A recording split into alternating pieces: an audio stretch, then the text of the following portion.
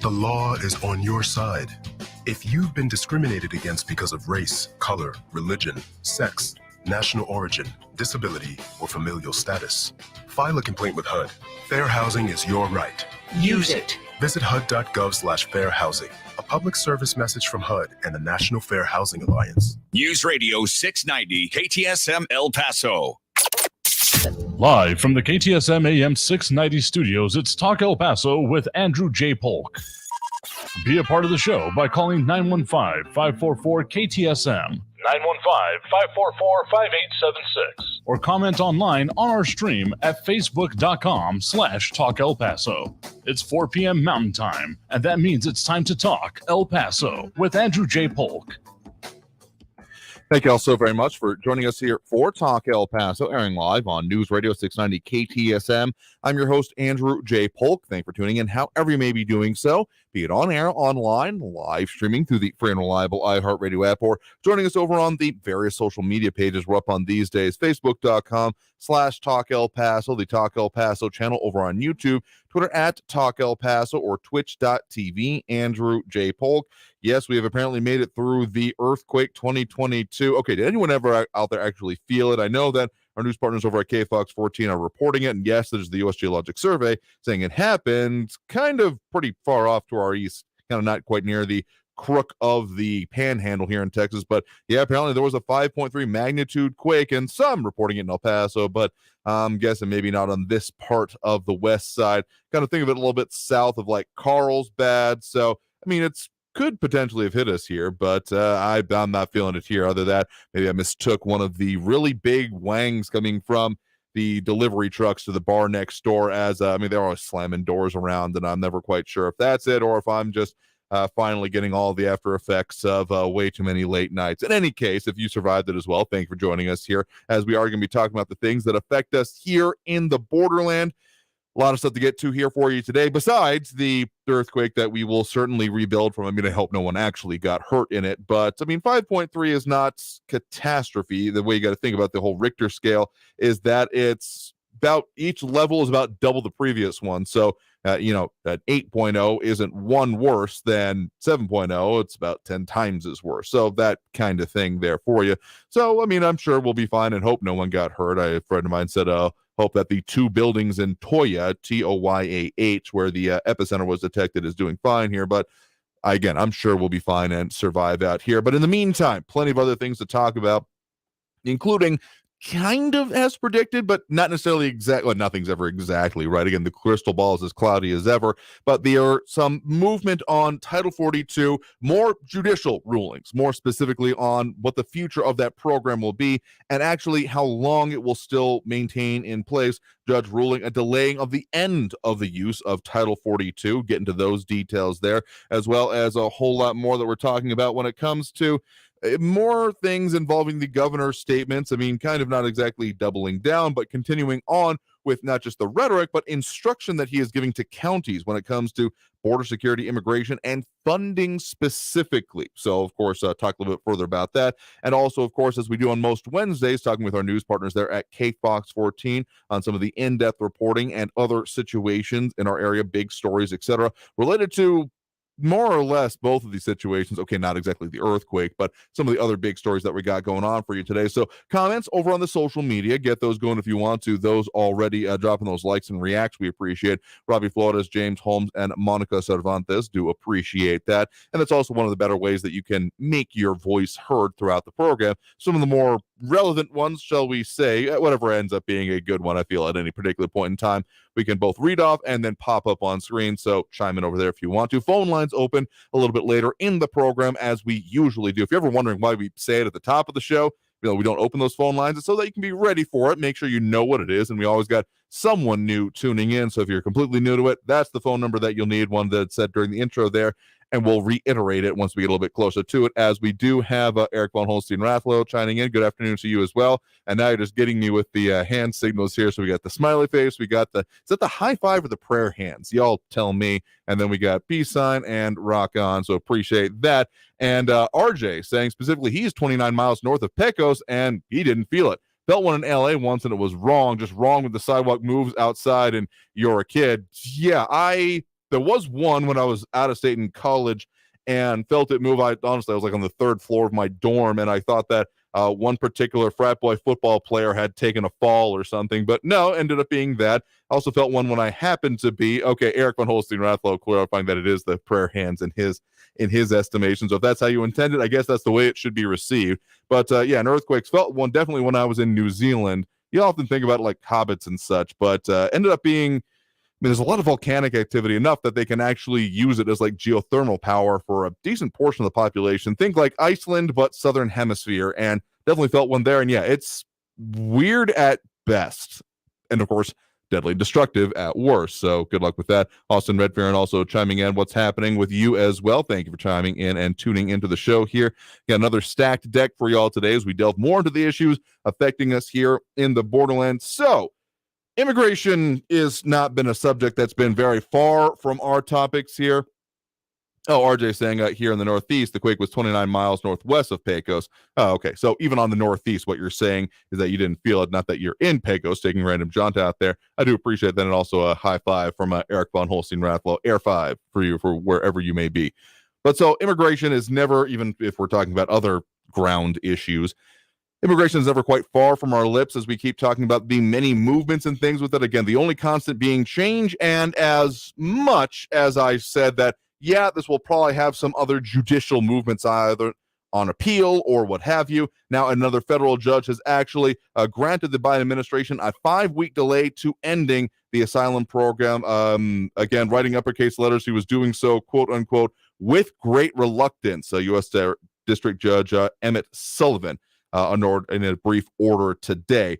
And so this exactly, Title 42, the one that has been very much so a serious part of the local policies that we've seen, and even more than that, a major part of what has been put into place now when it comes to some of the recent waves of immigration that we've seen through here. John Brazelton saying earthquakes are fun when the floor rolls under your feet. As long as there's still a floor when you're done, I guess. I've never had it quite to the point where it was really rolling or being in a building collapsing, but I think that's a pretty fine line. You end up walking there about which is going to be which. So I'll if I really want floors to roll, get back on that boat, but I'm good for the moment. Thanks. In any case, Title 42 now getting essentially a stay of execution, so to speak. My phrasing, definitely not theirs, because it's still going away, but going to be actually taking effect until December 21st, giving it 5 weeks to prepare, and not actually opposed by those plaintiffs in this case from the American Civil Liberties Union, who has, of course, still been hailing the removal of the program overall. Yeah, you're not going to get me with the down low too slow with there, Eric. A nice try, though. But again, with the immigration situation, it's still set to go away, and still a lot more meaning to come there, and a lot more impacts we're probably going to be seeing here locally. Again, checking on such things such as the City of El Paso Migrant Crisis Dashboard shows that trends have still been mixed. It's going to be way too early to see if this change has been percolating or permeating through any of those bases of people that would be making that trek or trying to approach the border here. But, I mean, and Kevin Day and rolling encounters have been leveling out, at least looking at recent day. We got a few data points there, not totally determinate, and the in custody has still been down, but we are seeing, again, maybe a leveling out, slight increase with the community releases. Looking at exactly, the number actually comes up here on screen. Well, the previous week for which it was the full one, looking at the most recent week, not actually showing that data point here. Oh, okay. 4,666, maybe on track to be close or surpass that this week with 1,352 reported so far. But even beyond that, the actual encounter. So again, mixed bags of data, even if the actual amount of money being spent on this has been, well, without the busing going on, janking there. Then yes, I'm not totally ignorant of what happened with other things going on around the state here, but I'm sure we'll get into that, and around the country rather, but I'm sure we'll get into that in the, once we open up those phone lines, I'm sure someone will comment on that.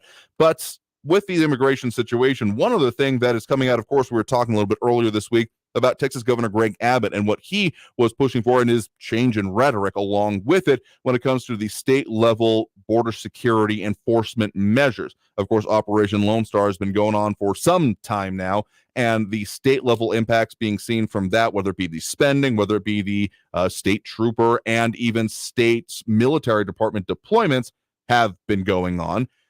And now him going with the invasion language, including, of course, invoking what he claims are the invasion clauses within the U.S. and Texas Constitution, drawing down a little bit even more local from that. From El Paso Matters here, Abbott urges county judges to press for reimbursements for states' migrant expenses. Now, of course, one of the sticking points that we had seen, and even some of those local and even national political kerfuffles as local people ended up on national media and those kind of things, arguing about some of, particularly from the city side of things, way that things were being declared or not, as the case may be. Now, of course, there is the emergency ordinance that has been put into place by the city of El Paso. Some of those questions that come about funding, about how it's authorized, that's how that is being done, FYI, for y'all who may be confused about that. But then, of course, not an emergency declaration or anything really that would put the city anywhere closer, kind of taking the very high and like 10,000 foot view of it, anything closer to being a part of Operation Lone Star is the kind of way I think the sum total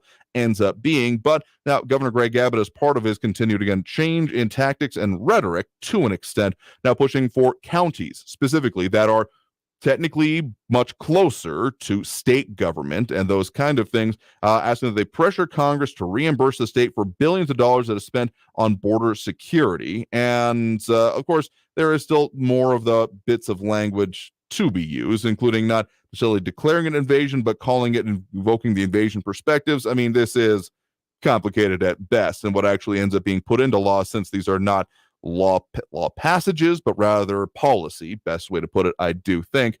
And as we also have Abel Rodriguez and Catherine Cordy chiming in, what's up with you as well here, and more talk about the earthquake. Yeah, I know everyone will be talking about it for a minute, but till you show me that chair that fell over from it here, or hopefully no one actually getting injured, I'm just going to say it was one of those kind of moments. In any case, the actual governor of Texas pushing for counties to push for reimbursement. I guess maybe another way could be seen in the same vein of ratcheting up that pressure, particularly on the federal government, but something else we'll have to keep our eye on here. That's taking us more or less to the first segment here. Eric recounting some of his experiences with an earthquake out east. Shook his shop doors on Tony Lama. I mean, yeah, there are certain things that can happen. I mean, there was a story growing up, I remember, of the day that all of the water in the pool sloshed out slightly, as there was enough of a trembler to see that kind of a shift. And Abel Rodriguez claiming, pointing to fracking as a part of it. Not quite the, what's the phrase that's been used, storm of or flurry, whatever the meteorological term is for them, series of earthquakes that have been happening along some of those places, including like Oklahoma and Kansas. But if it's anything related to that, not exactly going to call it a good thing. And RJ saying Santa Ana and Pancho Villa spotted on a ghost satellite approaching border. Whatever takes a stop, invasion on board, say what you have to, Abbott. Again, rhetoric is interesting, but what they actually put into practice is what I'm going to be slightly more interested in. That's going to take us well overdue for that first break of this hour right now. Got another busy one for you coming up after this break. Going to be talking with our news partners there at KFOX 14. Got to sit down with Estefania Seifert, an investigative reporter with the same, about some of the big stories that she's been working on, including, of course, more fallout from elections, specifically on bonds, and what that's going to mean when next action could be seen. So that and more coming up after this break. And more comments. Yeah, we'll keep talking about the earthquake. I'm sure Maria Coleman with her, and Ion Grimm saying that some Far East El Paso neighbors have said they felt it. All right, I'm not disbelieving them, but not much here on this side of the mountain. It doesn't seem like for most of my context. But in any case, taking that first break of this hour right now. Back after this break, more Talk El Paso. Again, talking with our news partners about some of the big stories in our area. Stay tuned for more after this break. Don't go anywhere.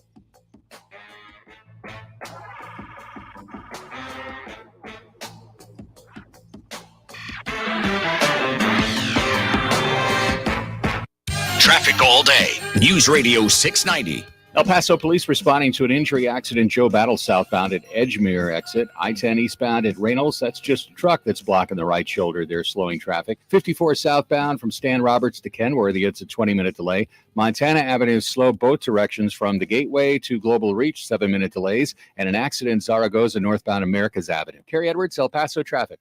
As you crunch the numbers trying to get the most out of your dollar, we'll throw in a $1,000 inflation bonus.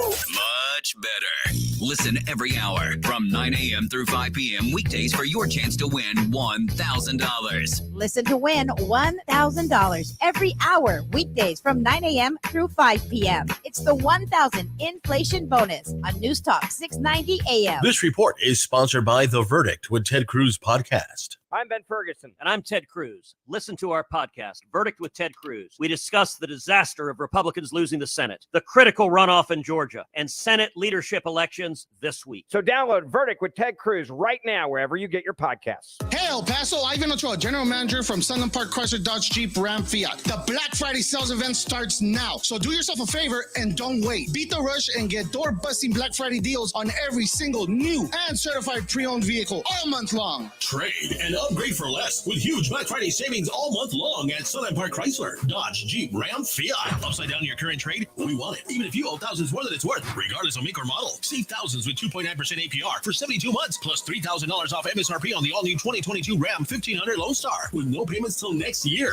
Get $3,000 off MSRP on the all-new 2022 Dodge Charger GT, SXT, and on the all-new redesigned 2022 Jeep Compass with no payments till next year. All military personnel and first responders receive an additional discount. Thank you for your service. Sunland Park Chrysler, Dodge, Jeep, Ram, Fiat. Where buying a car is fun. At I-10 at Sunland Park Drive or online at sunlandparkdodge.com. Estamos en tu esquina, El Paso. El Paso Strong. Includes factory rebate and dealer discount plus TTNL. 2.9% APR is $15.15 per thousand. Finance on select vehicles with approved credit. Offers not combined.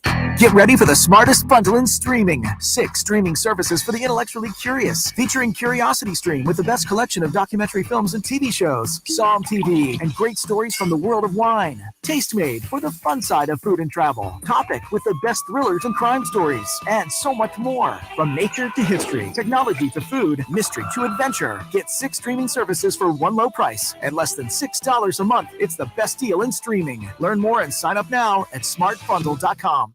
Lisa Booth here for Bishop Gold Group. So just when you think the stock market's recovering and everything's going back to normal, well, here comes another downturn. So what are you going to do? The answer is gold. The company that I trust is Bishop Gold Group. They can advise you on investing in gold and gold IRAs. So act now and get up to $5,000 in free silver with a qualified purchase. Call Bishop Gold Group on your phone, dial pound 250, keyword Bishop Gold. That's pound 250, Bishop Gold, or go to bishopgoldgroup.com. El Paso's News Radio 690 KTSM.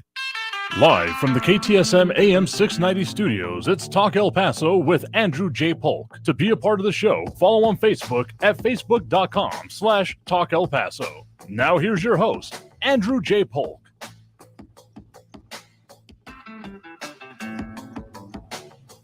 Thank you all so very much for joining us here for Talk El Paso, airing on News Radio 690 KTSM. I'm your host, Andrew J. Polk. Thank you for tuning in, however you may be doing so, be it on air, online, live streaming through the free and reliable iHeartRadio app, or joining us over on our various social media pages, facebook.com/Talk El Paso, more or less the main one, but also find us under similar names or Andrew J. Polk on YouTube, Twitter, and Twitch. A lot of things we're talking about here today, a lot of the daily news to deal with, but also some of the special and in-depth reporting going along in our region, very important to us as well. So joining us now here in studio to talk about that, we are joined by Estefania Cipher, an investigative reporter with our news partners there at KFOX 14. Thank you very much for joining us today. Thank you. Pleasure to be here. Absolutely happy to have you back on to talk about these things, because a lot of things have changed since we last checked in, even if there was the, of course, election night coverage that you and follow-up coverage that you were doing here. Got some of that to talk about, but also a whole lot more. So let's dive right into it. Besides the individual election and position results, probably some of the arguably longer term than any individual elected official's time in office will be these bond projects. Take, for example, the 2012 quality of life bond, which has coming up on it's beyond its decade anniversary now. So that's just to give an example of how long-term and long impact and long-running these kind of projects can be. The city of El Paso had its latest set of bonds here, all of which passed, some more handily than others, but that $272 million in change, all now moving forward. And so what happens next is a little bit more detailed. Right. And so basically these were broken up into 3 propositions. They focused on improving streets, infrastructure, parks, recreation facilities, and renewable energy. So it's going to cost taxpayers about $60 a year, an extra $60 a year. This is a 10-year package, though. So like you mentioned with the 2012 quality of life bond, this is something that will that it took years to finally see through, and we're still kind of seeing it.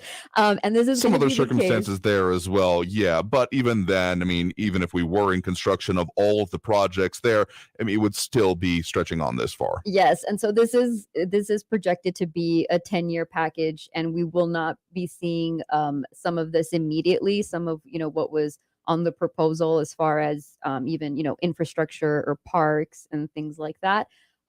It looks like the city is planning to start with the extensions of roadways on Montwood, Airway, and Wrestler, which require acquisition of land. And so that's where they're going to be starting first. But of course, they're going to be having, meetings in the spring of 2023 to discuss what happens first, what the priority is. And then from there, they'll start with some of these projects. But yeah, that's what basically what taxpayers, what El Pasoans can expect after all 3 of these propositions were approved.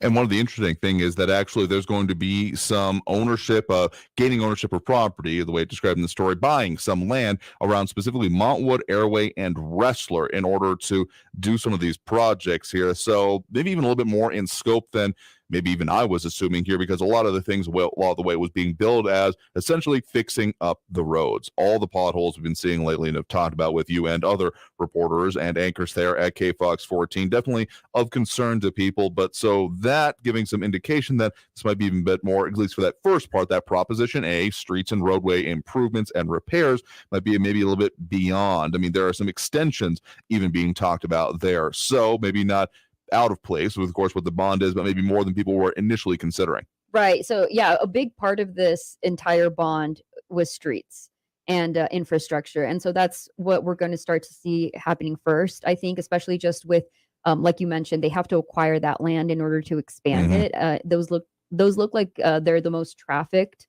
parts that the city is focusing on right now. So that's why it's going to be a big focus. The other 2 propositions, which focused on parks, shade at parks, and even the climate action plan for the city. Those are, I think, things that maybe won't be as noticeable to people as streets, because they use streets on a daily basis, whereas going to a park or passing by a park is not as common for people. And even just the climate action plan that the city is trying to put in place, I mean, that's something that you'll be updated on along the way as we're updated, but for the most part, I think streets are the big priority.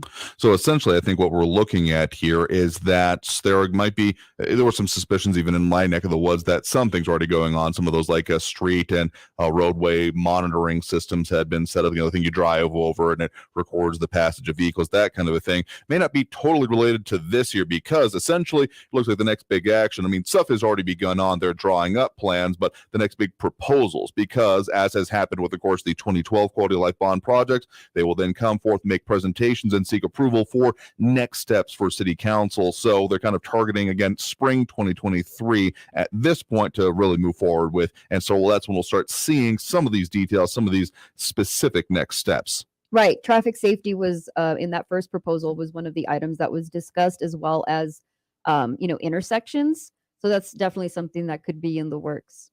Again, if you're just joining us, guest right now is Estefania Seifert, investigative reporter with our news partners there at KFOX 14. Want to find anything more about her, these stories, or any of her other in-depth reporting, go and find them online, kfoxtv.com, and then specifically click under the KFOX 14 Investigates tab. So that was one of the bonds and one of the roughly $500 million chunk of money, their half of it, more or less, for the city here. But of course, another significant portion of it that did not get approved was specifically for the Canutillo Independent School District. Their $264 million bond rejected this, the revamped one of the roughly $180 million bond in the previous election cycle. So this being two strikes on bonds recently from Canutillo voters. And so a big question that, of course, comes there is what comes next? Right. So this is, as you mentioned, the second time that the Canutillo ISD board, tries to put a bond on the ballot and it does not pass.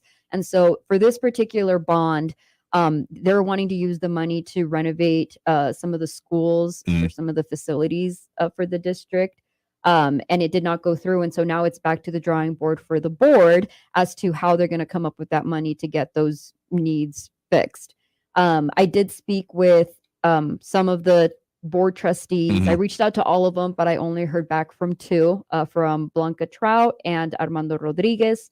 Blanca Trout had voted against putting this bond on the ballot because she thought it was too much money for taxpayers, especially after a pandemic, and after all of inflation and everything that's happened over the last 3 years. She thought it was too much of a burden on taxpayers, and she did not think it would pass. She did not approve it going on the bond. However, it did go on the bond, and so on the ballot. And so, as for the other trustee I heard from, Armando Rodriguez, he seemed to be very disappointed in the statement he gave us, where he basically put it on the community. He said, the results of the bond election are disappointing because they point to a lack of willingness from our community to invest in the future of our students.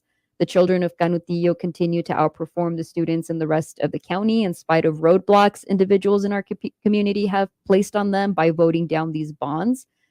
His statement goes on to say that as they move forward, they'll have to reassess and regroup before making some very difficult budgetary decisions to address the growth and facility needs that are not going away in their district. And that's the statement from trustee Armando Rodriguez. We did speak with Canutillo ISD spokesman Gustavo Reveles, who says that what might happen now, one of their options is they may have to tap into their general fund, which in turn would affect student programming and teacher salaries. So again, definitely another, rejection from the voters in Canutillo of this bond, this revamped one, and among other things, they can't just turn around and then implement these through other ways, through, say, certificates of obligation, which we'll get into in a different way, in another way. But of course, there's a little bit of upheaval, and the response he didn't get is because, of course, the board president, Sergio Coronado, has now been elected to be on the county commissioner's court, and you didn't hear back from him in this circumstance. I did not. Like I said, I reached out to all board members. The president, like you mentioned, is Sergio Coronado. I did not hear from him. I did hear back from another trustee who deferred comment to the president, but I did not hear back from Sergio Coronado. So so far, that's what we have, that they're going to have to go back to figuring out how they want to move forward with these renovations that they want throughout the district. So, of course, that being I said at the time of the previous bond election when it came to Canutillo that there was going to be a lot of eyes on this one, a lot of determining how to shape or even bring up other projects coming forth here. So definitely looks like back to the drawing board, obviously, but maybe even more a revamping of basic budgets being discussed, like you mentioned there from some of the statements from the spokesperson and such there. But at least one other item of major public money that could or potentially could be coming to a ballot here, and as of coming up as of this week, actually, that about a certificate of obligation bond coming out from the county, potentially going on to a future ballot. Right. So going back to when we had seen this with the UMC certificates of obligation, there is a process. And tomorrow, Thursday, commissioners are going to be voting on whether or not they will be issuing a notice of intent, which then triggers the ability to inform the public on their intent to issue these certificates of obligation. And so what we're talking about right now is that El Paso County commissioners are proposing, or the county is proposing, $100 million in certificates of obligation. This is for infrastructure needs in the county. The second part of this proposal is asking for a separate $100 million, which would require voter approval in the November 2024 election. So we're talking about $200 million overall for this proposal. Some of this would be for projects to the county courthouse, like a control system, a countywide control system. At the El Paso detention facility, it would remodel the first and second floor, the processing and security parts of it. At the juvenile detention center as well, Ascarate Park Lake, the county annex, and the Fabens Airport. So that would be potentially $200 million being brought up here, but the way the county seems to be formulating at this point would be $100 million of that being certificate obligations. So, as is sometimes referred to as non-voter approved, as they are doing this for what is it supposed to be for emergency or immediate needs, and then an additional $100 million for other projects as well. And that second $100 million potentially going on to next year's ballot. Right. It would be like a general bond, which means that voters would get to decide that. And so, given some of these decisions coming up here, we're looking at about probably minimum 45 days, though, again, with some of the recent county decisions on how to deal with public funding and things like that could potentially be extended. Right. We've seen this, like we previously saw with the UMC certificates of obligation. This could be a drawn out process just because of the formality of first it needs to be posted as a, their intent to issue these certificates of obligation. And then once that happens, they're given a certain amount of time for community outreach or to inform the public on what the plan is, what the proposal is. And then from there could be a vote. And so, we're expecting this to be a drawn out process. Probably, I don't know if it's going to go the way that the UMC certificates of obligation probably a little bit different. Yeah, probably different. But just so we know that, as far as the structure of how this is done is going to be the same. Yeah, there are certain minimums required by law, but we'll keep our eye on that. Again, joining us here in studio right now is Estefania Cipher, an investigative reporter with our news partners there at KFOX 14. We're going to be having to take that next break right now, but we'll be sticking around with her to talk more about some of the other special reports going on in and around our region. So stay tuned. More here on Talk El Paso after this break here on News Radio 690 KTSM.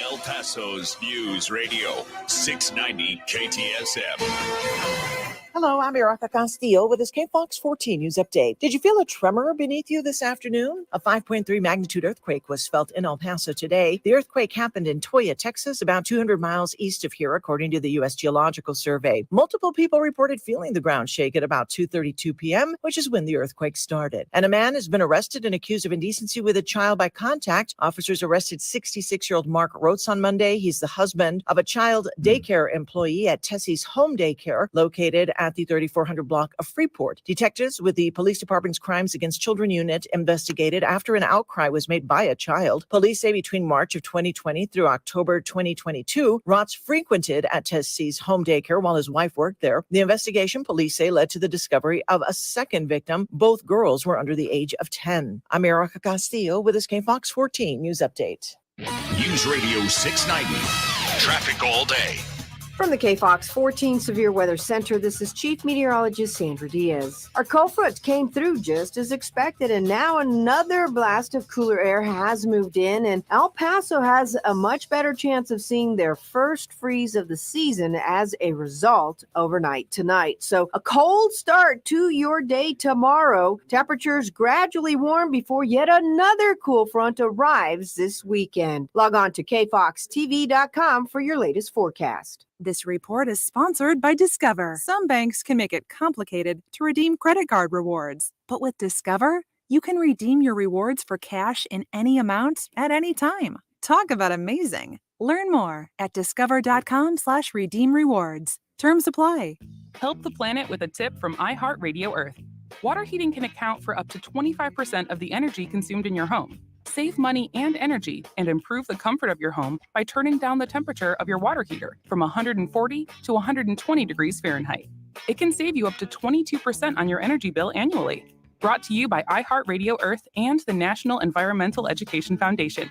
To find more tips for smarter, sustainable living, or to take action in your own community, go to iHeartRadio.com/Earth. Mario Cordy Lopez here with a fresh breath tip for the holidays. We all love the parties, friends and family, but up close moments can be awkward. Yeah, they can. Smart Mouth mouthwash gives you 24 hours of fresh breath confidence with just 2 rinses a day. Smart Mouth is clinically proven to eliminate and prevent bad breath all day, and rinsing at night even stops morning breath. Wow. Give yourself the gift of holiday confidence with Smart Mouth. Find Smart Mouth at your favorite retailer or at smartmouth.com/radio. For the local issues and discussion you won't get anywhere else, turn to Talk El Paso, weekdays at 4 right here on News Radio 690 KTSM, brought to you in part by the El Paso Community Foundation. Sound off on what matters to you, Monday through Friday, 4 to 6 p.m., and let's talk El Paso. I'm Ben Ferguson. And I'm Ted Cruz. Listen to our podcast, Verdict with Ted Cruz. We discuss the disaster of Republicans losing the Senate, the critical runoff in Georgia, and Senate leadership elections this week. So download Verdict with Ted Cruz right now wherever you get your podcasts. This report is sponsored by The Verdict with Ted Cruz podcast. News Radio 690 KTSM. Live from the KTSM AM 690 studios, it's Talk El Paso with Andrew J. Polk. To be a part of the show, call 915-544-KTSM or follow on Facebook at facebook.com/Talk El Paso. Now here's your host, Andrew J. Polk. Welcome back here to Talk El Paso, airing on News Radio 690 KTSM. I'm your host, Andrew J. Polk. Thank you for tuning in, however you may be doing so, be it on air, online, live streaming through the free and reliable iHeartRadio app, or joining us over on our various social media pages, facebook.com/Talk El Paso, the Talk El Paso channel over on YouTube, Twitter at Talk El Paso, or twitch.tv, Andrew J. Polk. However you're tuning in to be able to see us here, that's the right place for you as we continue our mission to have live local talk radio here in the borderland and talk about the issues that are important to us. And so joining us now, as we do on most Wednesdays, continuing on our conversation with Estefania Seifert, investigative reporter with our news partners there at KFOX 14. Thanks very much for sticking around with us today. Yes, happy to be here. Absolutely happy to talk to you about some of these in-depth stories, because even beyond some of the ones that you've been working on related to the election, the funding and numbers coming out of it, there's been a lot more going on around the region, and a topic that we have touched on not infrequently, but not necessarily all the time, marijuana and legalized pot in New Mexico. That, of course, being not quite a year old yet in April of this year. And there's been a lot of, growing pains, things changing here. And so now as we're getting through into the end of this first calendar year in which has happened, some kind of reviews and some kind of startling facts are starting to emerge. Yeah, so our KFOX 14 morning anchor, Jessica Gonzalez, did this special report that looks into how marijuana is regulated in New Mexico, and basically where, if you are buying from a dispensary in New Mexico, where that weed is coming from. And so in speaking with several dispensary owners, they themselves told Jessica that they don't think that it's regulated enough. That some dispensary owners are very cautious of what they are selling and the product that they are buying to put out, for customers. But that doesn't mean that every dispensary is that way. And so she just digs into how easy it is to get a license in New Mexico, and there how the regulations play out and what needs to be provided to the state, and how the state tests the marijuana when they're doing inspections. And yeah, she just talks to several dispensary owners who say that they feel that there should be a little bit more oversight on how this is distributed.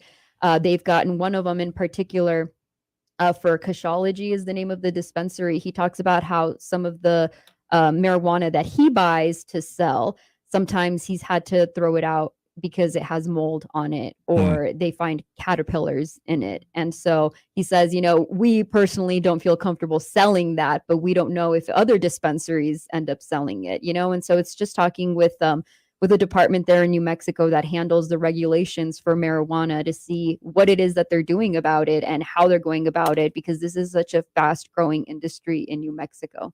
And given the fact of this, again, very interesting legal situation that is involved with any state that is doing state-level legalized marijuana, it is still a scheduled substance on the federal level, meaning that federal regulation is essentially non-existence for this level of enterprise. Of course, there are some federal things, some programs, some very minor research things that I'm aware of happening across the country. But when it comes to individual states doing this, they are completely devoid of that thing. And yes, if you buy it in Las Cruces or Sunland Park, Chaparral, anywhere around here, and you head north, east, or west, you're going to run into those checkpoints here. And so caveat emptor, buyer beware seems to be a very big phrase going on here. But again, there might be some misconception, particularly given around the lack of and complete devoid of any federal regulation into these kind of things. I mean, in this day and age, a lot of people expect that there are certain basic levels of safety standards, etc., across the spectrum of consumer products. And there might be that assumption that it exists here when essentially it doesn't. And sure, you should know the products that you're buying here, but I don't think people are necessarily used to the level of care that they might be needing to take with this kind of product the way it exists right now. Right. So the New Mexico Regulation and Licensing Department says that there are 507 dispensaries that are operating in New Mexico, and the department which inspects those dispensaries, there's only 3 labs in New Mexico. So there's 3 labs that are checking these 507 dispensaries. And so the department says that they are looking to grow in the number of labs that they have so that they can increase their testing. And so that situations like this, there's one particular case that's mentioned in the story where a dispensary, I believe it was in Albuquerque or Santa Fe, in that area, was shut down because of mold. So it's to stop situations like that, just so that consumers aren't they know what they're buying, and there aren't any questions as to how it's handled or where it comes from. Yeah, not wanting to get into a Upton Sinclair expose kind of situation here. But the fact of the matter is that there is a lot still to be worked out. Again, this being less than a year old and on the books for barely longer than that. I mean, even some of the questions about potency has been an issue in other states as well, such as there's a lack of public testing, relying therefore on private labs, but private labs obviously not having much of the same kind of regulation on them. I know this has been an issue in Colorado where, sure, they may want to make sure that they're showing about, purity ratings, percentages, those kind of things, but lacking any kind of actual control even on that level of it. Their impetus is to show that there are higher levels of all the things that are want and lower levels of the things you don't want, regardless of what is necessarily actually reality. Not necessarily saying that's existing anywhere specifically here, but this is the kind of situation that you can get into when you start dealing with brand new stuff. Yeah, for sure. And like you said, this is so new that I think they're still trying to, maybe work out, regulations, even packaging. And like you mentioned potency, and that is one of the things that labs test, at least in New Mexico. There are about 5 things that they look out for, and potency is one of them. And so, she details just, what the state has to say about it, what local dispensary owners have to say about it, and what she came across in doing this investigation. So again, check that out. And of course, the web story over there on kfoxtv.com. And again, if you're just joining us, guest right now is Stephania Seifert, investigative reporter with our news partners there at KFOX 14. Again, to find her stories, the story we were just talking about, or any of the other ones, kfoxtv.com. And then specifically for Stephania, click under the KFOX 14 Investigates tab. One other major one that definitely relates to some of the situations we've been discussing lately, one done by, your colleague and anchor, Erica Castillo, about what is going on with some of the costs incurred with parts of the local immigration and border security situation, particularly when it comes to medical issues. Right. So the chair of the Department of Orthopedics at Texas Tech University Health Sciences Center of El Paso told Erica that our area is the busiest in the country when it comes to treating injuries from a result of falling off the border wall. And so Erica looked into this and basically who is footing the bill for these injuries. A lot of these injuries are treated at the county hospital, which is UMC. So she asked them, taxpayer money does go, at least part of it does go to UMC. And so she asked the hospital, how much they've spent on treating these types of injuries to migrants. And the hospital says that they don't keep track of that stuff as far as, who's receiving. Based on nationality, basically, Based right? on nationality, they don't keep track of that.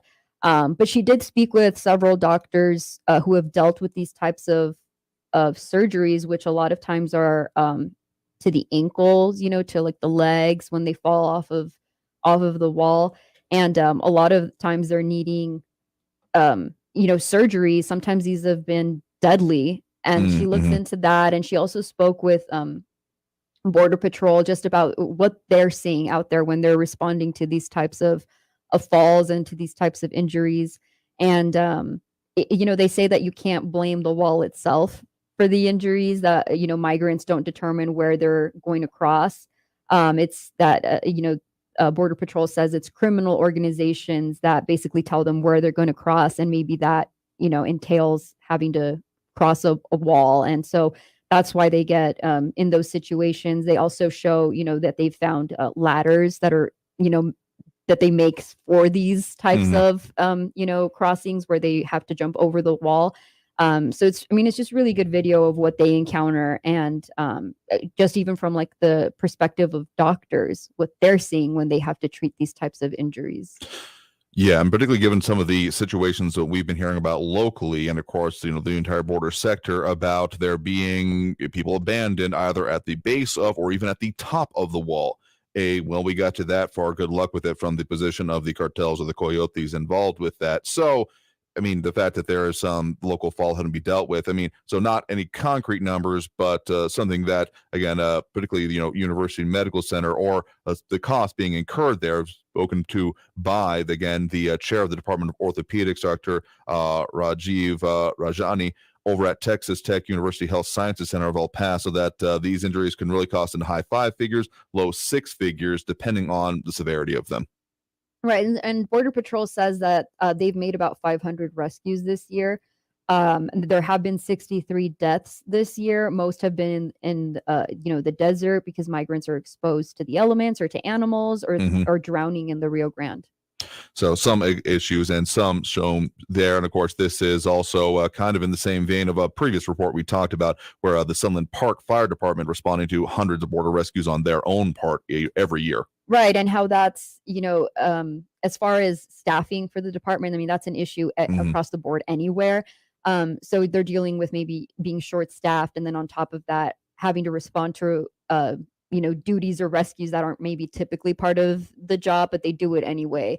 They have seen an increase. And so Fidel Moreno Mesa, our morning reporter, did a whole story on that, and spoke with the fire department in Sunland Park to see what they're encountering and what the struggle's been like for them. And the department says that they're not going to stop going to, rescue people or help them if they're in these situations. They're still going to respond if there's a medical emergency. But it is putting a strain on the department. Absolutely here. So some of the big stories being looked into and worked on here in our region. But of course, guest here in studio has been Stephanie Seifert, investigative reporter with our news partners there at KFOX 14.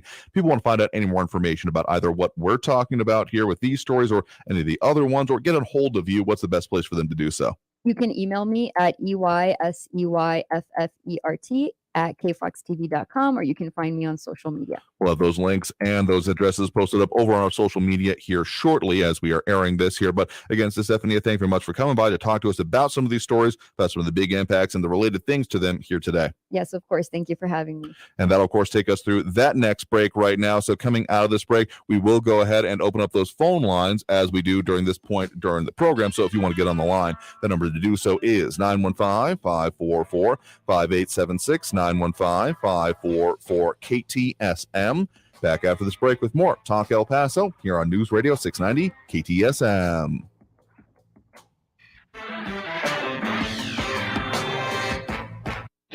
Traffic all day. News Radio 690. Northbound on the loop on Memorial Highway at Edgemere exit, an injury accident. Gateway South at Martin Luther King Boulevard, injury accident there, slowing traffic from Sean Haggerty down to Sun Valley. A disabled vehicle's blocking the left shoulder on the 54 Patriot northbound at Dyer. I got slow traffic on the 54 southbound from McCombs down to Kenworthy with 10-minute delays. Kerry Edwards, El Paso traffic. This report is sponsored by Staples Stores. Staples has you covered for all your custom printing, just in time for the holidays. And right now at Staples, you can save 40% on custom holiday cards and invitations. In-store and online offer ends 12/17. Exclusions and restrictions apply. Explore more at Staples, the working and learning store. New on Curiosity Stream. Squirrels. They're quick, they're quirky, and they go nuts for nuts. From stashing food to fighting snakes, these feisty foragers know how to survive. Don't miss Nuts About Squirrels. And MTV's killing the radio star. Dungeons & Dragons is sweeping the nation. And moms across the country are in a moral uproar. It's parents versus pop culture on a new episode of That Time When. Watch now on Curiosity Stream. Annual plans are $20, just $1.67 a month. Visit curiositystream.com. Sometimes life makes choices for us, so we need to make the most of the choices we do have. If you qualify for Medicare and Medicaid, then El Paso Health Plus is the plan for you. This local plan offers supplemental benefits like dental, vision, OTC benefits, and much more. El Paso Health Plus also has programs designed to keep you independent and healthy. You have choices. Choose local. Choose El Paso Health Plus. Do you know who Eli Whitney is? Well, he's sort of Steve Jobs before Steve Jobs. Be sure to catch this week's edition of Our American Stories on the iHeartRadio app, on Apple Podcasts, or wherever you get your podcasts. News Radio 690 KTSM El Paso. Live from the KTSM AM 690 studios, it's Talk El Paso with Andrew J. Polk. To be a part of the show, call 915-544-KTSM or follow on Facebook at facebook.com/Talk El Paso. Now here's your host, Andrew J. Polk. Thank you all so very much for joining us here for Talk El Paso, airing live on News Radio 690 KTSM. I'm your host, Andrew J. Polk. Thank you for tuning in however you may be doing so, be it on air, online, live streaming through the free and reliable iHeartRadio app, or joining us over on the various social media pages we're up on these days. Thanks again to Estefania Seifert, an investigative reporter with our news partners there at KFox 14 on some of those big, important local stories. And we'll, of course, have those phone lines open here if you're wanting to get your voice on the line here as well. Short timing at this segment, but we can get you on the line. Well, they just filled up, but if you want to keep that number in mind, that number to call is 915-544-5876, 915-544-KTSM.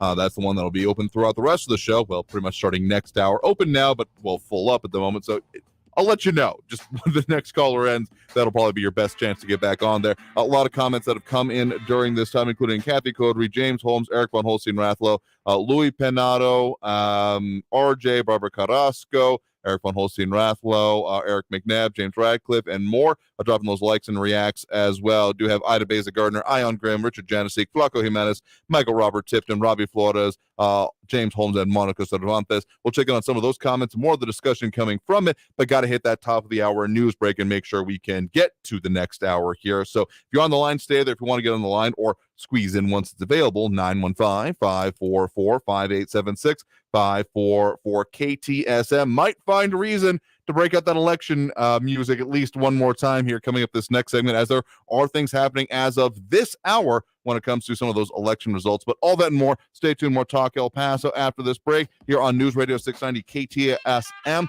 You can take that number down one more time, 915-544-5876, 915-544-KTSM. Stay tuned. More Talk El Paso after this break and the top of the hour news here on News Radio 690 KTSM. Don't go anywhere. Traffic all day. News Radio 690. Northbound on the Loop on Memorial Highway at Edgemere exit, an injury accident. Gateway South at Martin Luther King Boulevard, injury accident there, slowing traffic from Sean Haggerty down to Sun Valley. A disabled vehicles blocking the left shoulder on the 54 Patriot northbound at Dyer. I got slow traffic on the 54 southbound from McCombs down to Kenworthy with 10-minute delays. Kerry Edwards, El Paso traffic. A construction site is a noisy place where things can be misinterpreted. We need to redo the drywall. It can sound a lot like, rewire the hull? They're firing, Paul. Wait, what did I do? or even, Install a waterfall. Whose dumb idea was this? be on the same page at every stage with Autodesk. From the designers to the field crew to the owner of the finished building, Autodesk Construction Cloud gives everyone clarity. Now, how about that drywall? Join us on Thanksgiving Eve for our iHeartRadio Holiday Special 2022, starring John Legend, Alicia Keys, Backstreet Boys, Meghan Trainor, and Dan and Shay. November 23rd, starting at 7 p.m. on the free iHeartRadio app. JCPenney has a holiday surprise for you. Go to JCPenney's Facebook page on December 1st for the world premiere of the Backstreet Boys' Christmas in New York music video. Watch live performances, score exclusive offers, and more. That's December 1st at 8 p.m. Eastern on JCPenney's Facebook page. If you're a single man under the age of 35, you'd probably like to know what the ladies are looking for on an online dating site. A guy who had a few drinks and later got pulled over for buzzed driving.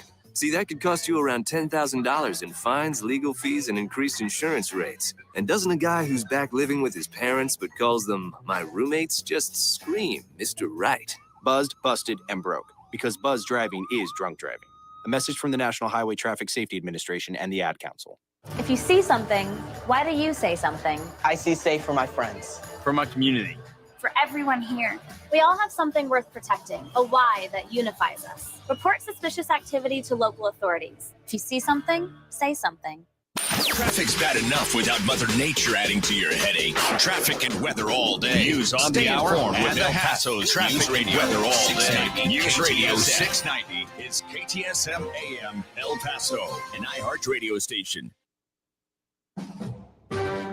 NBC News Radio, I'm Brian Shook. Ukrainian President Zelensky is insisting the missile that landed in Poland was not from the Ukraine.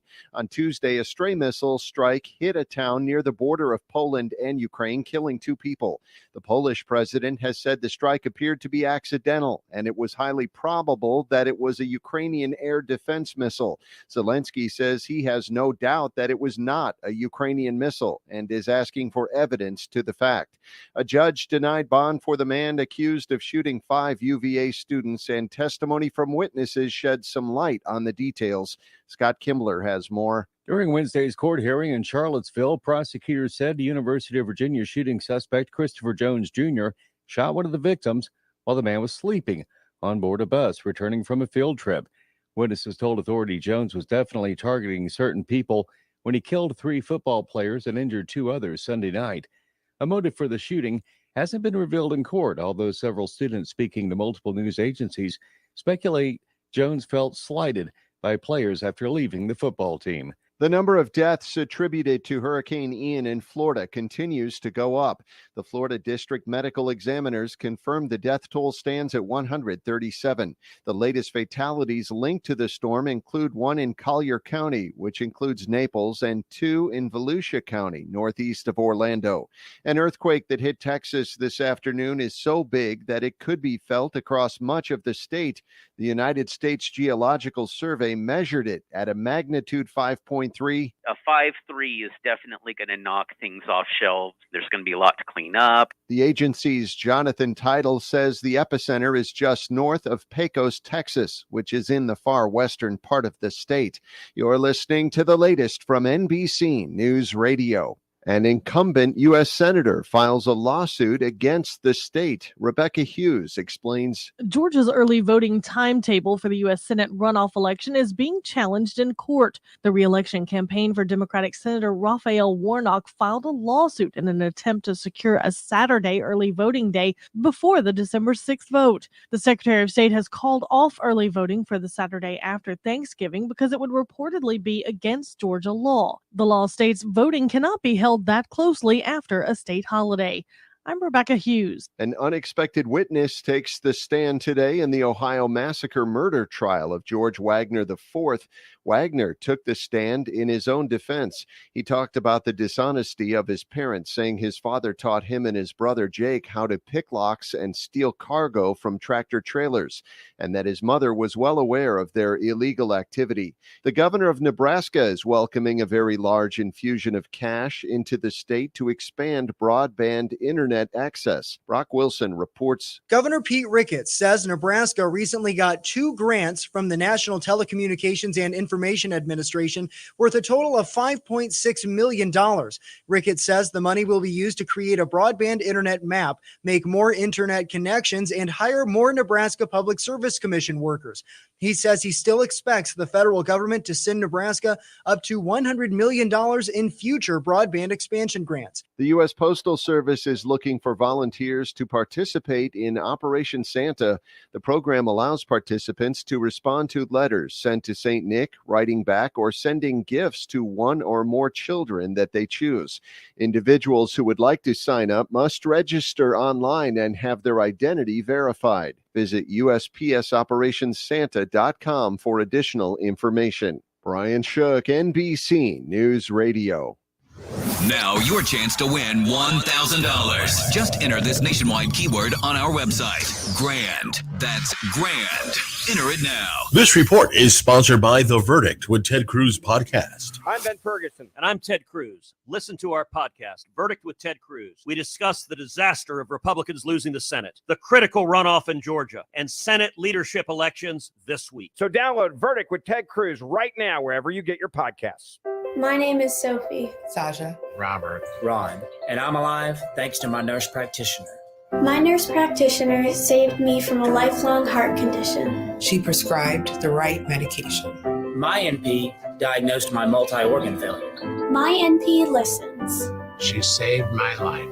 Twice. And I will always be grateful. To learn why millions of people choose NPs, visit us at wechoosenps.org. Paid for by AANP. When your children go to play at someone else's home or they attend a sleepover, ask the homeowner if there is a firearm present and how it is being stored. These are important questions that every parent should ask to help keep their children safe. For resources on how to talk to others about gun safety or information on safe gun storage options, go to safegunstorage.texas.com. Let's keep them safe, Texas. Brought to you by the Texas Department of Public Safety.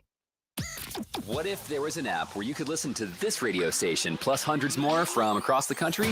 What if that app had every song from every artist that you love, along with the biggest podcasts in the world? Impossible. Well, we couldn't find an app with it all. So we made it. And then we made it completely free.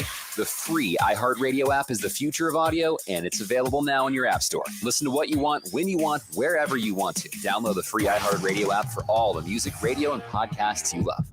El Paso's News Radio 690 KTSM. Live from the KTSM AM 690 studios, it's Talk El Paso with Andrew J. Polk. To be a part of the show, call 915-544-KTSM or follow on Facebook at facebook.com/Talk El Paso. Now here's your host, Andrew J. Polk.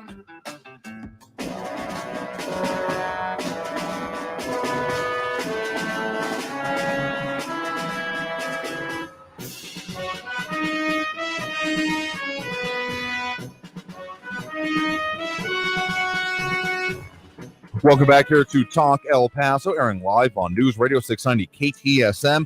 I'm your host, Andrew J. Polk. Thank you for tuning in, however you may be doing so. Get on air, online, live streaming through the free and reliable iHeartRadio app, or joining us over on the various social media pages we're up on these days, facebook.com/Talk El Paso, the Talk El Paso channel over on YouTube, Twitter at Talk El Paso, or twitch.tv. That's right, found one more reason to drag out the election music, at least for this time. We have another election night coming up for the runoffs here locally, so of course we'll have a reason there. But in the meantime, of course, being called actually of this hour, NBC News is finally predicting that there is going to be, or at the very least calling races that are going to be putting Republicans in control of Congress. The actual 218 races called margin has now been passed, but NBC News still predicting that Republicans will have 221 seats out of the national legislature, with Democrats about 214. And of course, 218 is the number needed for control of the lower chamber. Now, some of those questions for the higher chamber, that of the Senate, still remaining, particularly on what exactly the margin will be, but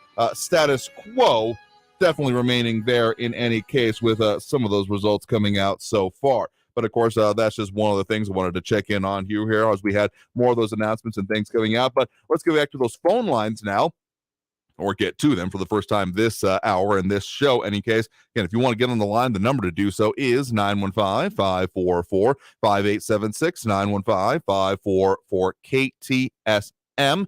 We do have Elliot on the west side here with us right now. Elliot, thanks for joining us. Elliot, you there with us? Good evening, Andrew. Good evening. What's on your mind? Just a brief background. I've got over almost 40 years in the HVAC contracting field in the El Paso area. All of my kids have graduated from the Canutillo School District. And I want to say the biggest problem with the bond election is the lack of trust and transparency. There's no transparency as far as what that money's for. They say that it's for things, and I'm fully aware that the teachers deserve every bit of a raise they can get. But at the same time, their maintenance department here is, you have to know somebody to get in, and the people that they're hiring are totally incompetent. But of course, that's just my opinion. When we go in for service work behind them because they were incompetent and couldn't repair their own stuff, to me, that's just a lack of training when they have all the time in the world to learn what they have to work on. And as far as the building structures, it falls under the same plans as these people know what they're doing. They're just biding their time, taking pictures of the worst and saying it has to be replaced instead of repaired.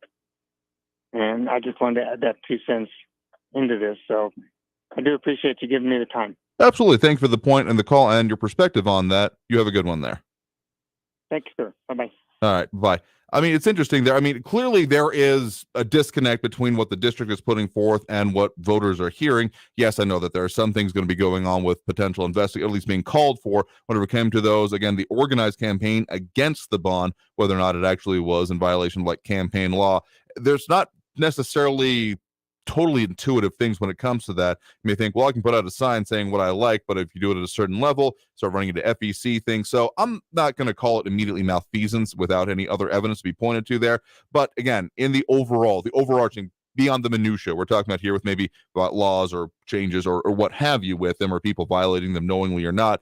The disconnect between that district and its voting base is something that's going to need to be addressed if they're hoping to move anything forward like this. As it is, the expectation being, again, as we talked with our news partners there last hour, is that's probably going to have to see some budget changes. Some of those new board members, the 3 new ones that were elected, wouldn't focus on those as much on election night. But those 3 new ones sitting on the board now, including replacing some of those that will be, departing, including, of course, Sergio Coronado, the former current soon-to-be former board president, if that makes any lick of sense, because he's going to be sitting on county commissioner's court from now. That's going to be definitely a task that they are going to have to tackle there. So let's get to at least one more call. We've got a lot more comments coming in. Don't worry, I'm not missing those here as well. But we do have Ben on the east side here with us right now. Ben, thanks for joining us. Hello, Andrew. Befuddled Ben here. On a personal note, I would like to ask you to ask Messiah Frank. In a conversation with a friend of mine,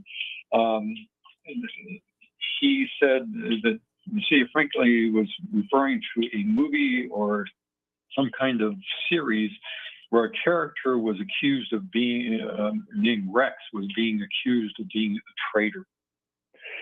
If Messiah Franklin is calling me a traitor, I think that's inexcusable. Okay, I think that you can't, you could ban him from your program for that. Okay, on a more educational area, have you ever heard of a event in Egypt called COP27 that has been going on for the last 2 weeks? Oh yeah, that being the soccer tournament, right? What we call it in this country. No. No, then I'm gonna. No, yeah, Egypt didn't sound right there as I said that. That are figuring out how to pay for the promises for climate change made at COP26 last year. Oh, right. Of course. Yeah, now I'm on the right page with you. Okay.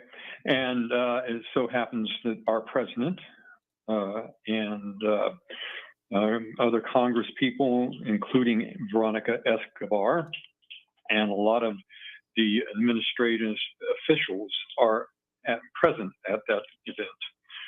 And basically, it's about how it's a meeting of elites that are figuring out how to pay for the promises for climate change made at COP26 last year. And how the United States and other developed countries should pay reparations to undeveloped countries for all the carbon emissions we are responsible for releasing into the atmosphere. All the climate tragedies, we're going to be responsible for all the climate tragedies now and in the future that are supposedly currently taking place in undeveloped countries because of climate change in the name of a more equitable world. What do you think about that? Yeah, talking about the first world, or at the very least Western Hemisphere based ones, Europe and United States, paying reparations to countries for, I mean, it's undeniable that if predictions that were coming from the possibilities of the impacts of climate change will disproportionately affect those poorer countries. But if that's going to be the way that they're wanting to go forward with it, I think they need to look at some of the major developing either democracies or continuing autocracies. India and China come primarily to mind in terms of how they are still doing major coal-fired plants and other things like that, and how it's just their air qualities that used to be vaguely commiserate within places like California or other major industrial areas versus how it is in like Beijing, Shanghai, Hong Kong. Not so much Hong Kong, they got the nice sea breeze there for them, but other places like that, and ask them how they're feeling about that. I think you're going to get a very interesting answer. Let's just put it that way. I would encourage everybody to Google Biden address at COP27. Where he has declared he's committed to work with Congress and the administration effort called PREPARE, which is going to make it where we're going to be on the hook for $11 billion per year by the year 2024, and already he's committed to $2 billion this year and $3 billion overall for the adaptation of that effort. Also, he says in his address, he said he's been committed. He's committing us to another work of his called Global Shield, where it's a G7 initiative to better protect vulnerable nations from climate-related losses and damages. Mm-hmm. Let me just and say... also one other thing, go ahead. He's going to commit us to a global methane pledge, which is going to cost us $20 billion and new regulations on methane production.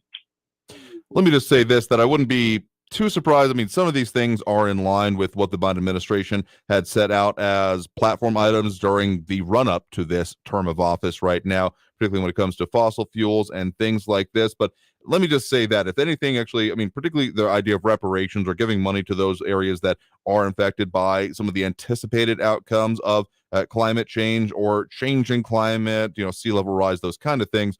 If predictions were to bear out, there would be a lot of impacts there. But the actual idea of reparations, this is kind of getting into 4D chess territory, and I'm not going to call this totally reasonable, but the idea of doing it as potentially, essentially a counteract to some of the particularly Chinese Belt and Road initiatives. They've been very focused on parts of the third world and even parts of what we would consider the first world in order to get more influence, get more money into them. Heck, you could even consider part of like the Confucius Institutes within the United States and other European countries as a further part of that. It's hard to separate any real foreign movement by Chinese capital as being at all separate from the Chinese government itself here. So be an inroad be able to make there saying, no, this is coming from us, no strings attached, but as a counteract. I mean, that's honestly, if you look at it, it's part of the way that funding happens internationally. Coming from US dollars is not so much. I mean, we've talked about it previously, the tens of millions, if not hundreds, if not billions being spent in other countries around the world, not so much as we totally expect them to do good things with it, but rather as a counteracting of influence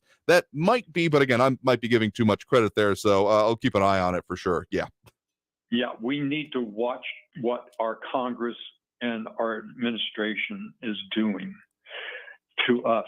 Okay, where is all this money going to come from, and are they going to put more money on top of that? We've got a lot of problems with just feeding our fellow countrymen, heating our buildings, everything else, and keeping people from freezing, and supplying problems with our supply avenues and everything else, making it where, I mean, why aren't we spending money on our people instead of everybody else? Fair enough here. Well, thanks for the point in the call. Do appreciate it. And do please ask Frankie about that, okay? And I still say, let's go, Brandon. Fair enough here. Appreciate it. You have a good one there. Thank you. Stay well, stay safe. God bless. You too as well, certainly there. So we're going to go ahead and take that next break right now. We've got callers on the line, but if you want to get on the line, the time to do so is now. And the number to call is 915-544-5876, 915-544-KTSM. Want to get on the line? That's the number to call. If you're on the line, stay there. We back up with all the calls and all the things that we do. More on the comments, yes, as well, after this break. More Talk El Paso here on News Radio 690 KTSM. Don't go anywhere.